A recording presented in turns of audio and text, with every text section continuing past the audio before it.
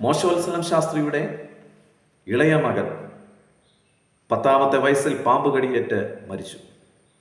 ഒരു പിതാവെന്ന നിലയിൽ ഹൃദയത്തിന് വളരെ വേദനയും താങ്ങാനാവാത്ത സങ്കടവും നേരിടുന്ന സമയം, ഒരുപക്ഷെ അകത്തു നിന്നും പുറത്തു നിന്നും പരിഹാസത്തിൻ്റെയും നിന്ദയുടെയും വാക്കുകൾ കേൾക്കുന്ന സമയത്ത് തിരിച്ച് ദൈവത്തോട് ഇതെന്തുകൊണ്ട് സംഭവിച്ചു എന്ന് ചോദിക്കുവാൻ സാഹചര്യമുണ്ടായിട്ടും തിരിച്ച് ദൈവത്തോട് ഇതെന്തുകൊണ്ട് സംഭവിച്ചു എന്ന് ചോദിക്കാതെ, പിറുപിറുക്കാതെ ആ ഭക്തൻ ഇങ്ങനെ പാടി: നിന്റെ ഹിതം പോലെ എന്നെ നിത്യം നടത്തിയിടണമേ, എൻ്റെ ഹിതം പോലെയല്ല എൻ പിതാവേ, എൻ യഹോവേ.